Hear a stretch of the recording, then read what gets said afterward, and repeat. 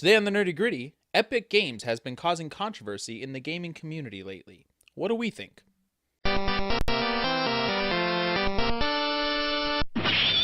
guys, welcome back to the Nerdy Gritty, where we delve deep into the details of pop culture. I'm Dez. And I'm Fox. Fox, so there's been kind of a thing going on. I don't know if you've heard of this. It's called the Marvel Cinematic Universe. What? Yeah. Oh, no. Oh, that was like the Spider-Man 1, 2, and 3. No. This is after that. Marvel has been building up a lot of movies. Oh, was it when, like, Wolverine had his own movie? No, that was Sony. But This is tied Marvel's in with... actual, I know. Oh, it was Blade? Yeah, and there it is. Catwoman. There you go. They teamed up. Excuse me, Catwoman is DC, you monster. Oh, yeah. Look, I don't really pay attention to these comic things. They're layman for nerds. They're for nerds, you know, whatever. For those dorks out there. 22 movies. Right, so far. Right, so far. But I mean, one up to this out point, in a month and a half. 22 movies. I got actually 23 because I guess the Russo brothers said that Far From Home was the actual end of Phase 1, of Arc 1. Maybe okay, that'd be we'll call it the denouement. I guess they'll come down from the epilogue. Yeah, that would be great. So, 22, 23, whatever movies, sure. 10 years, 11 years, 11 years, and approximately all of the money. What they're calling it is the Infinity Saga. Yep.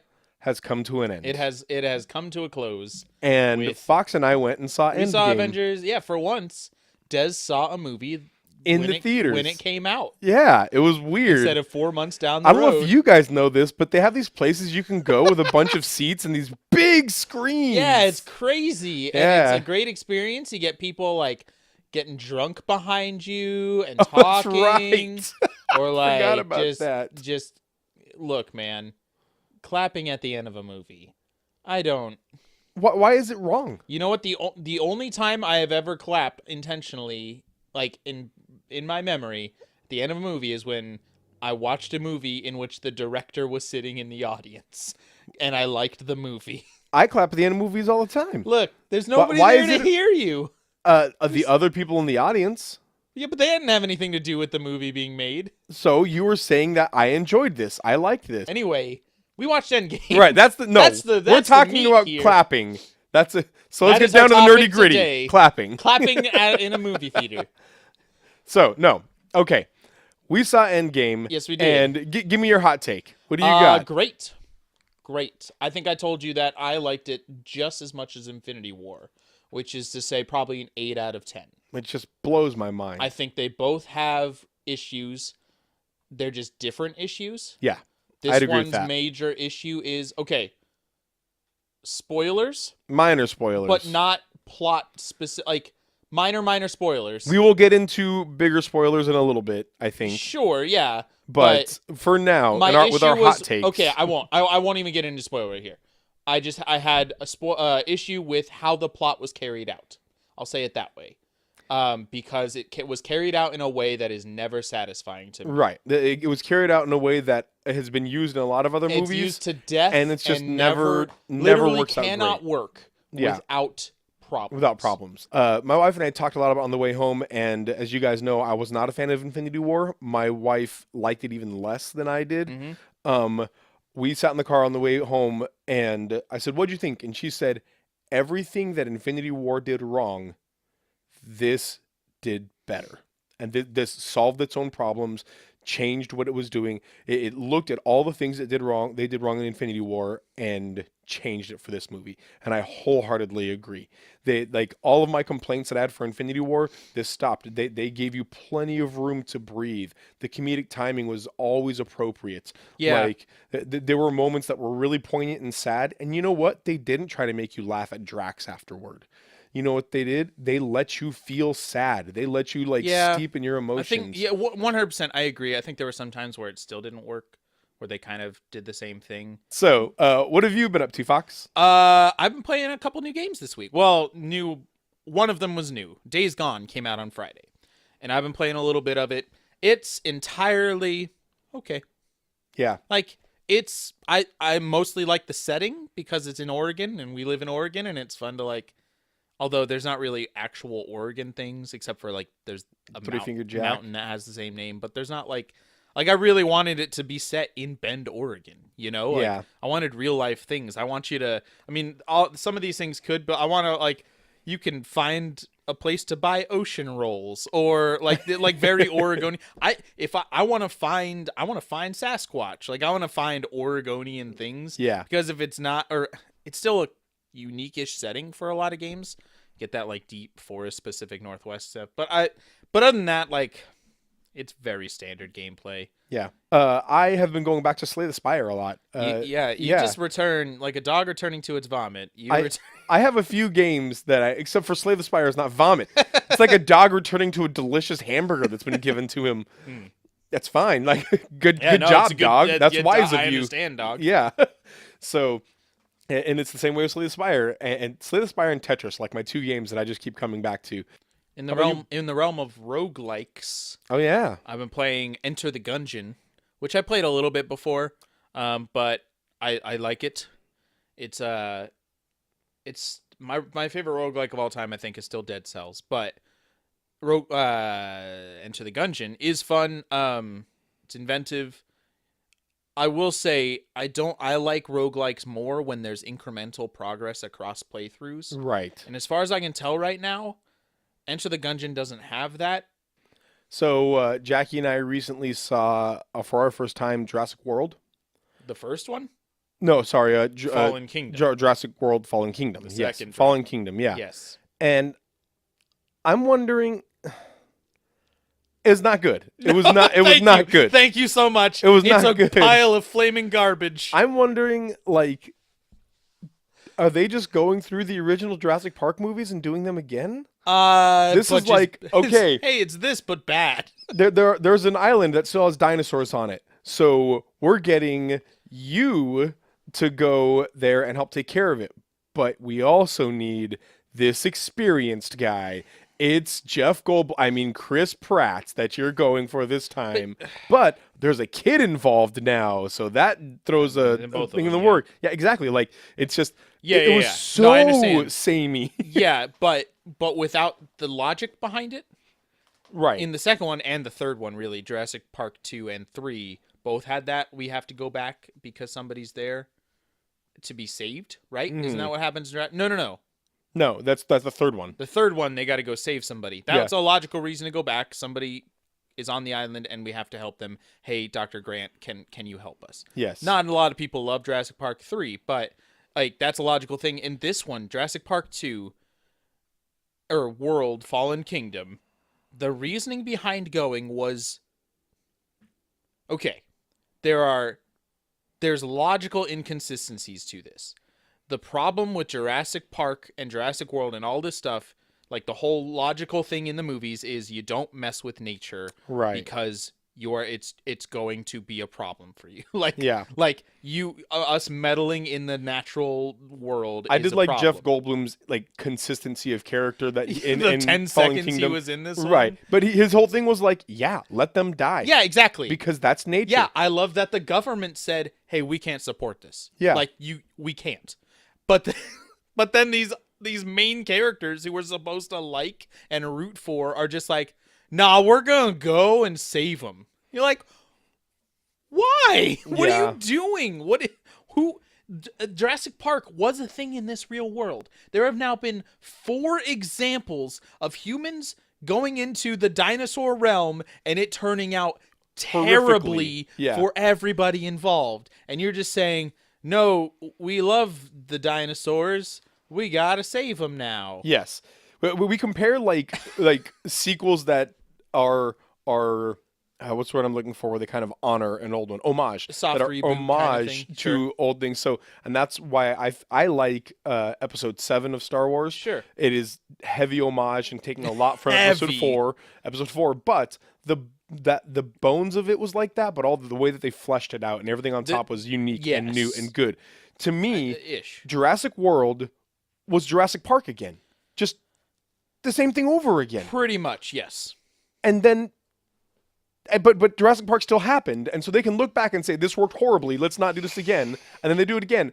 And then Jurassic World Fallen Kingdom is the same as Jurassic Park 2, Why are they doing this again? Right. Now let's be clear. People do make mistakes over and over again. That's a real thing. That's true, yeah. That's a real thing. I can get behind that. That's why to me, Jurassic Park 3 was one of the better sequels in the whole series because it had a logical reason why these people are going here. Yeah. It wasn't to save the dinosaurs from extinction or take another crack at making a theme park or something. It was somebody's there and we have to save them from the dinosaurs. And it was them just trying to get that person in GTFO as fast as possible. And then, of course, getting into danger because of the dangerous situation. Right. Like that. These ones are just like I'm watching idiots try to do the same thing over and over again for no logic. I just remember like at the beginning of the movie, girl who is on the team who like it's like the group that's pro dinosaur, and like their biologist, paleontologist, or whatever she is had never actually interacted with dinosaurs. Right.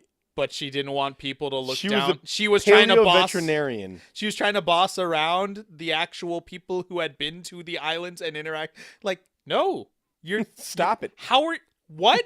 Like, and then later, she gets indignant when one of them calls her like sweetheart or something, and then she just calls Owen Thunderguns, whatever his name is. That's what they call him on Red Letter Media. Chris Pratt's character, she calls him like meathead or something later, and you're just like, okay. This is garbage. Everything about this is bad. Yeah. That's not even to mention the whole like bafflingly ridiculous second half of the movie in the mansion. You're like, what is going on? I feel like I'm going crazy while watching. Exactly. Like I feel like I took acid and I'm hallucinating this stuff. Oh like, man, there's the whole scene on the boat where like dinosaurs are roaring and they're screaming and like and nobody goes to even check on what the crap is going on in there. You're in an enclosed area in a boat. Everybody can hear this T-Rex, literally T-Rex, like roaring out throughout the boat, and nobody even goes like, "Hey, what's going on in there?" It's a garbage movie. Don't make another one. Yes, it's You bad. know they will.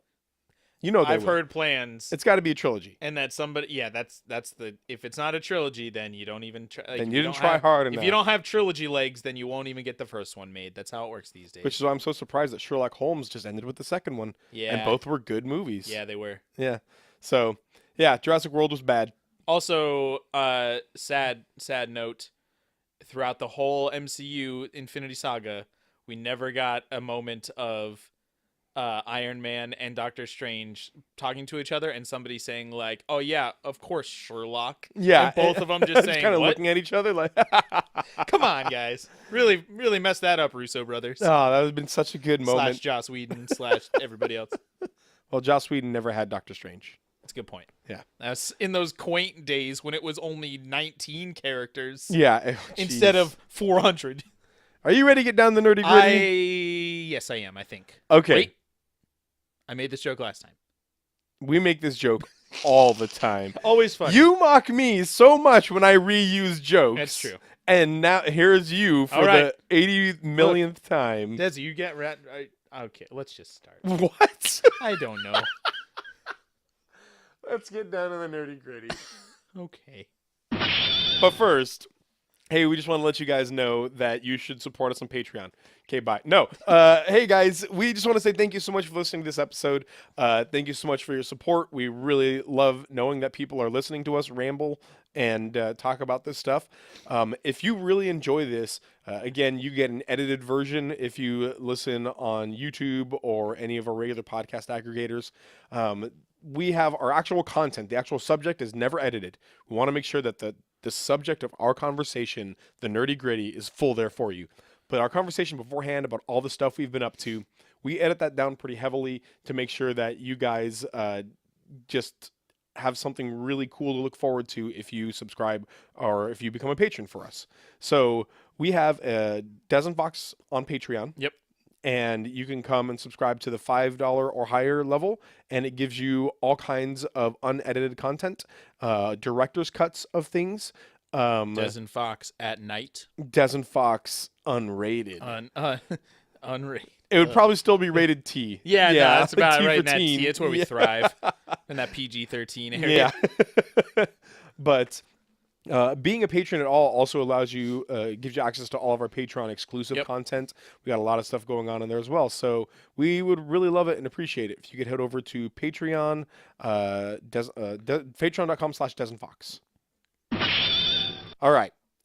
So recently, Epic Games have been making an epic hubbub. They've been making some splashes. Yeah. Some big splashes in the gaming world. Now, it started with Borderlands 3, and they have purchased exclusive rights to Borderlands 3 for, I believe, 6 months. Something like, yeah, I can look it up, but they have an exclusive PC release for Borderlands 3 in September. It's coming out on all the consoles, normal, just fine. But when that happened, Fox and I were like, man, that's annoying of them, but that's business. Yeah, that was both of our reaction was just, okay, like, all right, if you don't like it, don't buy it. Yeah, just don't buy it from Epic Games. Just wait then. a few months and then play it somewhere else. I mean, again, here's the reality. It's capitalism. It's shady capitalism. It's not encouraging honest, competition. I don't even see it as shady capitalism. To me, it's loot them, boxes are shady capitalism. It's them eliminating the competition, not overcoming the competition. I suppose that's true. And so, to me, that's just, again, it's shady capitalism, but it's still fine. Doesn't make them bad or evil or anything. We were fine. And now they've gone and done something else. They went and they purchased, what's the name of the company? Psyonix. It's the Psyonix. Their major release, their major game is Rocket League. And they are now making Rocket League an exclusive. Hold on. Okay. They have not announced plans to remove Rocket League from Steam. That is what they have said. That is their actual phrasing. They have not announced plans to remove it from Steam. Every article title that I've read says that they're going to remove it from Steam. Yes, but I'm wondering where that's coming from. They have come out with an actual statement. Okay. Now, every article regarding that is saying, yeah, okay, like you haven't announced plans. Right. Like, I have not announced plans to move to Mexico. Now I am. I'm going to move to Mexico. And now I'm announcing it. Like, that's just, it's a throwaway nothing line. Yeah. Like, I have not announced plans to eat lunch today.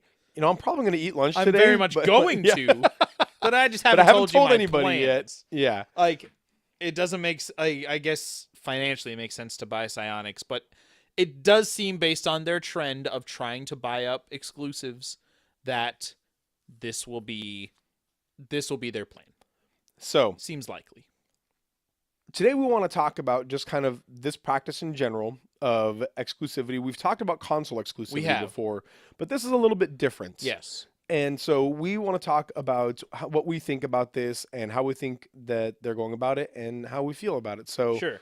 Fox, what do you think, man? Well, let's start from the beginning. I mean, Epic Games, everybody knows, Epic's big thing is Fortnite. They own Fortnite. Right. That is what has given them the ability to do all this. Right. Because they make approximately 99,000% of the money in the world right now. Right.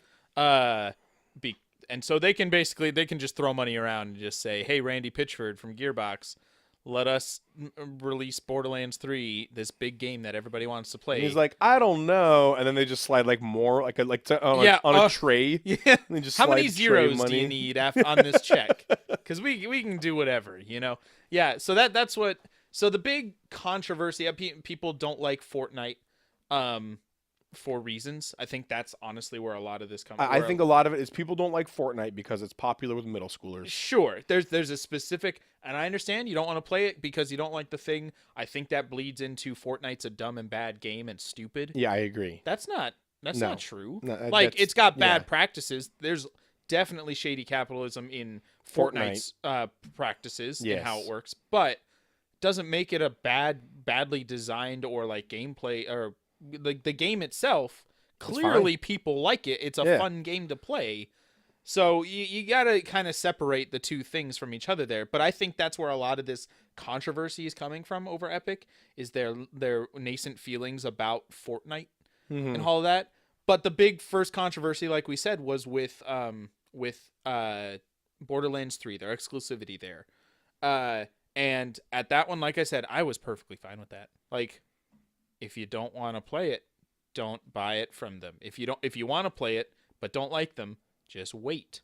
If Right. you want to play it right off the bat, buy it on Epic, get over it, or buy it on a console. Like you have like it just this is just how it works. It to me this is like a really big example of like I guess gatekeeping or entitlement. If I can't play it if I can't play this entertainment product exactly where I want to when I want to, Mm-hmm. then the company is evil. Mm-hmm. And that's a pretty big jump. There have been exclusives for decades now. They weren't even called exclusives at the beginning. It was just like it was exclusive because there wasn't really crossover a whole lot of times. Right. Like they were just separate companies and Now, I've been talking with a lot of Yeah. people about this, having a lot of conversation Sure. about this. But to be clear, there's a difference between exclusives and what Epic has done with Gears of War, or not Gears of War, Borderlands, and now with Rocket League, or will likely do with Rocket League. We want to make that clear. Because this is not Epic Games first party stuff that they're choosing to make for themselves. Like You're right. Sony exclusives are made by Sony Studios, with some exceptions like Naughty Dog but still, when you know if Naughty Dog makes something, it's probably going to be a Sony exclusive. Sure. Things like that. This is different. This is not an exclusive, but they are buying exclusivity for a time. It's true. To me, there's not much difference. In fact, this is better if you don't like exclusivity. It's just a couple months. Yeah, just like wait a you little just while. wait. Yeah. I promise you, there will be other games to play in that time. Like if you don't like exclusivity, this is actually a good kind of move for the industry to move in. Like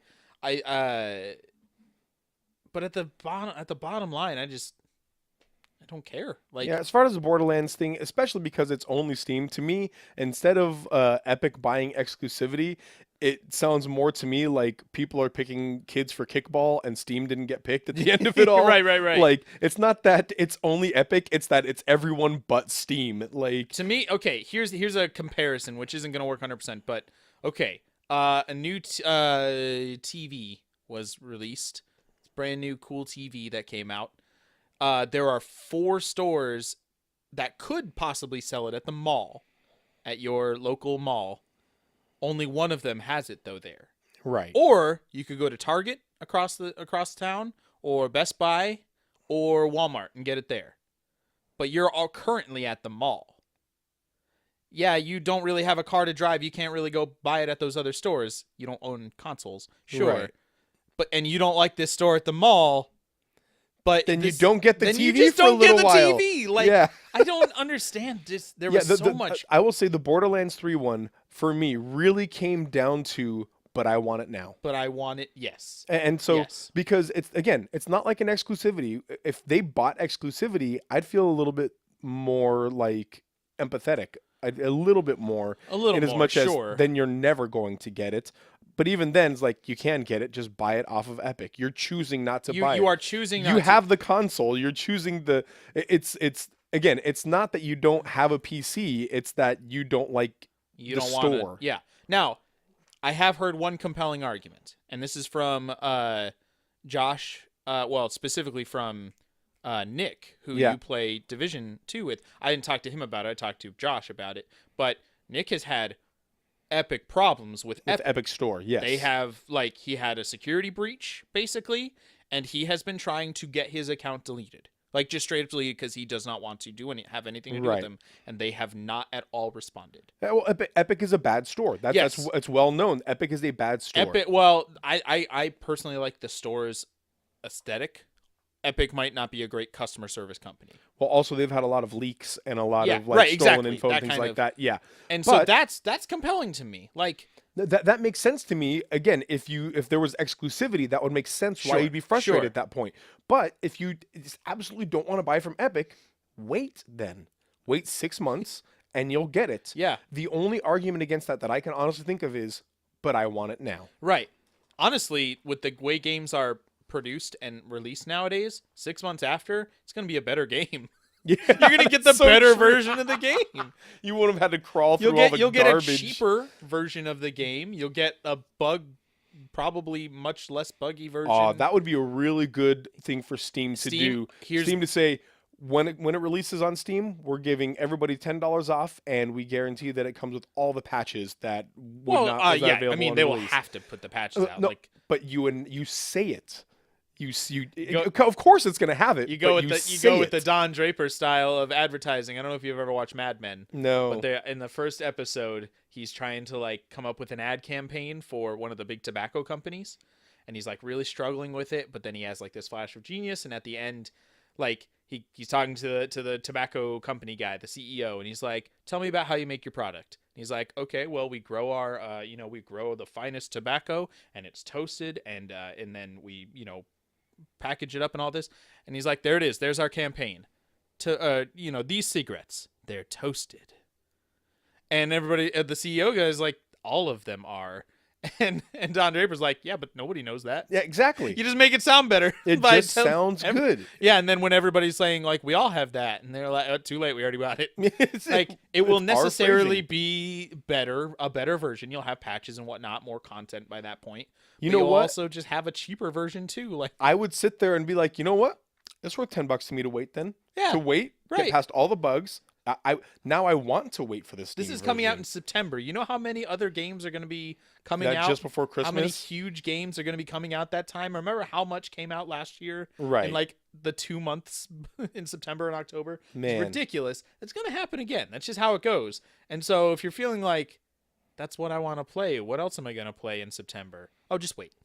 You'll have Man. options. Just give it time.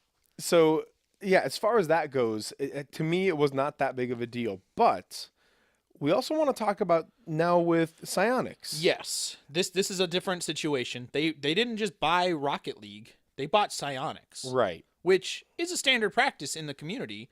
Xbox last year at Microsoft, E3, yeah. Microsoft, they straight up said, "We're trying to buy up and like have our own in-house studios." They bought Ninja Theory. Right, They right. bought the people who made Cuphead. I can't remember who that is. Yeah, I forget the name. They but bought a lot of yeah, indie they were like, "Yeah, this is what we organizations. want to do," and the industry was like, or the audience was like, "Yeah, cool." That was like the best part of their presentation because they didn't really have anything else to present. But everybody's like, "That's awesome! Like, we want to see you do that," because as we see with Sony. I mean, I guess with like Days Gone being outlier here, or Right. but the games that are made by your in-house teams that are like given your full focus are usually pretty great. Yes. And so we want, Well, and and again, Days Gone is good. it's yeah, it's yeah, good. it's not bad. Yeah. But Microsoft hasn't really had a strong showing in the software field for a while, Mhm. as far as Xbox goes. And so people were like, "Yeah, let's make it happen." Here's the difference to me. Okay, So let's say Microsoft goes and buys Ninja Theory. sure. Great. And then somehow, some way, they make it so nobody who has a PlayStation 4 can play Hellblade anymore. That Okay. they take Hellblade away from PlayStation for some reason. And to me, that is underhanded. And I don't like that. That I understand. The idea of the removal of the game Right. from Steam is now like, hold on. Okay, so my friends all bought it on Steam a while back. Yeah. And now I want to play with my friends. I can't now? Well, yeah, and that you're just forcing everybody to move communities, Yeah, basically. a- Steam and- is more than just a game platform. It's a big community of people that can play concurrently and with Yeah. each other. And to me, that isn't just, okay, so there's two stores next to each other. Okay, we're competing. We're going to be the better store so people come to us. Okay, well, we're going to be the better store, but also I've purchased me only having this product for a few months and the other store doesn't. To me, that's, now I'm putting barriers around that store. Yes. And Which, yeah, that is underhanded. Yes, 100%. it is. It's shady. Again, they have not straight up said this is what we're doing. Right. They haven't said they're not going to. right. And it seems like that's where it's going. And again, my opinion of Epic is going down as time passes. Sure. At first, I was neutral toward Epic. Whatever, they It's a- exist. I'm more of a console gamer anyway. Sure. But recently, their head guy, who I can't remember the name of, sent out a tweet. He's Mr. Epic. Mr. Epic, Senor Epic, Yep. tweeted saying, hey, we wouldn't do this exclusivity stuff if Steam paid their developers as much as we do. I guess Epic does 88% of their sales go to the developers, where Steam does 80% of their sales go to developers. So they're 10% higher in Epic than on Steam. And which I think that's great that Epic does that. I think it's great that they're supporting devs in that way, and they're trying to get more of revenue toward the developers, the makers of the game, Sure. than otherwise. But it sounded like a ransom note to me. Like, even just in his wording, he was like, "Until you do this, we will keep this from you." Like, it's like it's like kidnapping a child, and then saying, "Until you're better parents, I'm keeping this." Yeah, a little bit. Here's the thing. Epic is a very different store than Steam. Steam is basically says, "Hey, you got a game? We'll sell it. Yeah, It's got, okay, sometimes we're going to have to not sell it because people don't like it because it's about school shootings or rape. But you got a game, we'll sell it. Whatever, just put it on the whatever." yeah. Epic is they are curators to the max. They have a good selection, but they do not really, they support developers ish, in my opinion. They support the developers they want to support. Instead of doing like a pawn shop and like a Target. Yeah, or like a pawn shop and like a Brookstone to me, or one of those kind of stores where it's very exclusive type of thing that they sell, higher end, whatever, and like, specific designers and that kind of stuff. They still sell a good variety of things, but it's like they exert as much control as they can, which is 100% over what is being shown on their store. Other things they do, though, is they give you free games. Every month there are 2 free games. Every 2 weeks, a new free game you can just put in your library, which I do just because free games. Which, again, that's awesome to me. You make your store better. Don't try to take away from the other store. Yes. And that's why this is starting to bug me. At first, it was like, look, it's not that big of a deal. I won't buy from Epic. I'll wait for Steam. Or I'm buying console, actually. Yeah, like, I'm getting Borderlands 3 on the console. Okay, sorry, guys. Yeah. And so, to me, it wasn't even that big of a deal. It was just like, okay, whatever. But then I started, first of all, there was that tweet that was a basically ransom note. And I'm thinking to myself, I mean, I get what you're trying to say, dude. Like, if you had just phrased it differently, even if you'd said something like, "We're doing this because we love our devs and we want to support them, and so we're trying to find a way to to make sure that the beginning sales support devs as much as possible." Sure.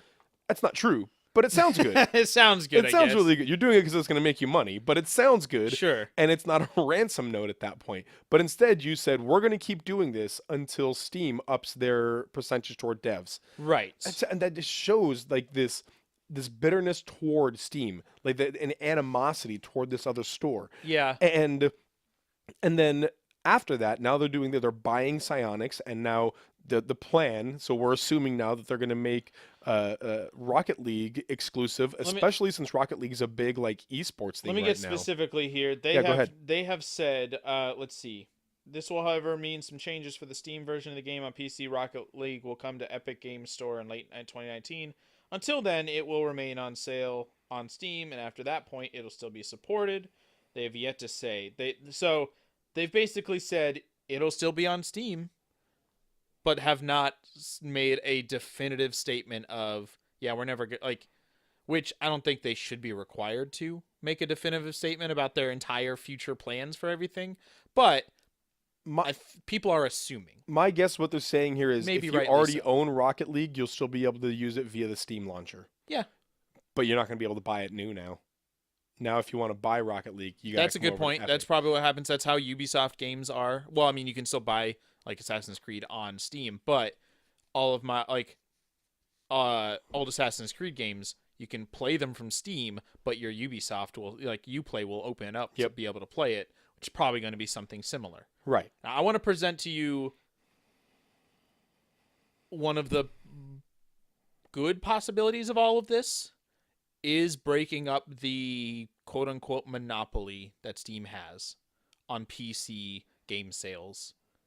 It's not a monopoly. It's more of what you call an oligopoly, where all of the, it happens a lot in big industries like power companies and all these kind of stuff, where they just decide, I'll just be down here, you be up there, we will leave each other alone, and then therefore they both have monopolies, but technically they're competitors, so they don't. ISPs do that. And it's Yes, the worst. it's terrible. But not right now. So you have like Steam is we're the game store on PC, and you have Green Man Gaming or GOG where we do a lot of old school games or specifically DRM free, which is going to limit what we have. But if you want that, like that, everybody else is in kind of a niche. Ubisoft or Uplay, we just have Ubisoft games. And there's another one. I forget another one. Humble That's Bundle sells games. another developer specific one. Oh. Where they're not really storefronts, they're just where you play the games from that developer.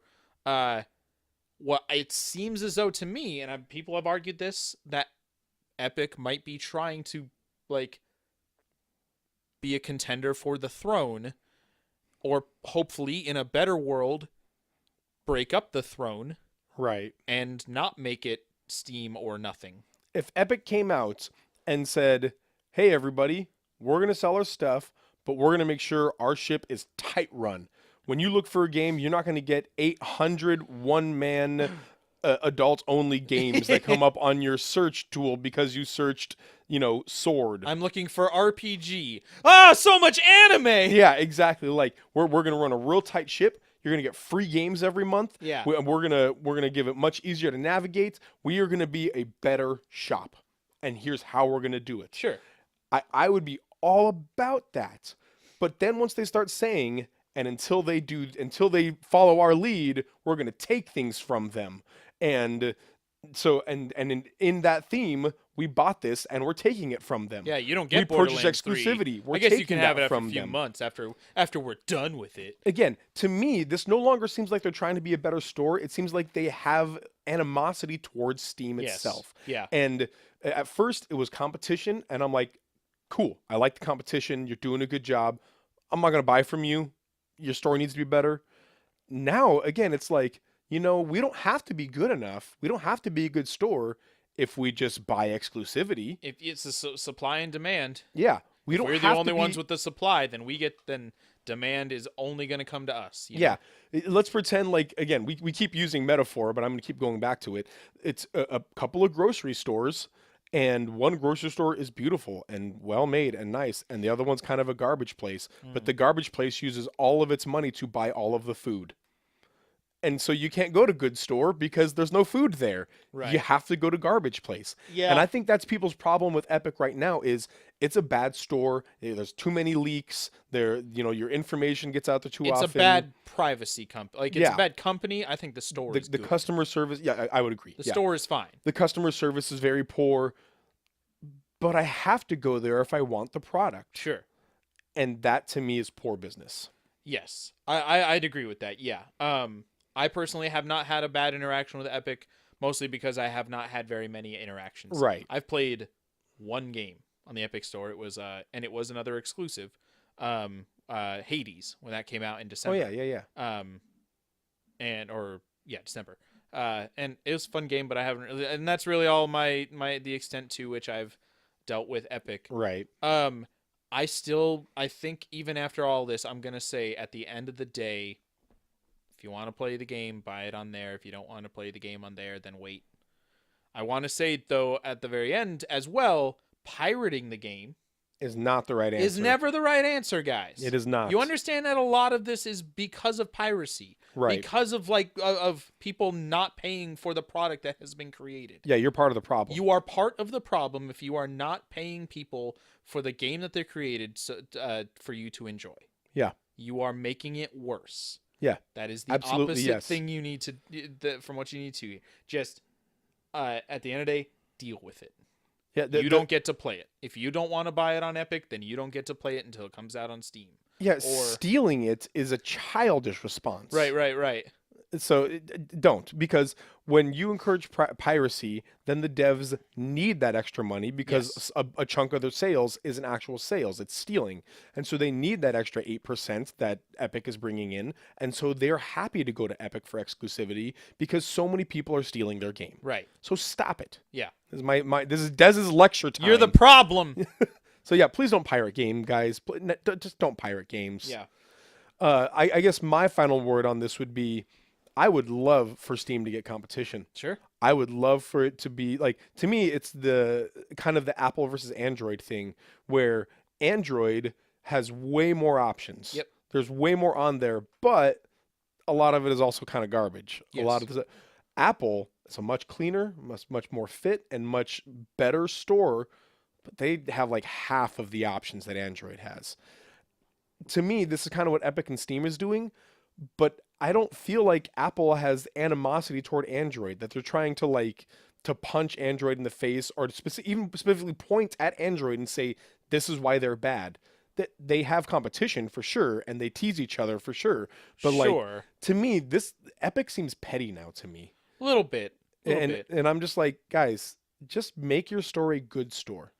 If you just make a good store, people won't care anymore. Yeah. Even if you make Fortnite, if your store is just better, people will start recognizing that and go to you. Here's okay. Could Epic go to E3 and have a presentation?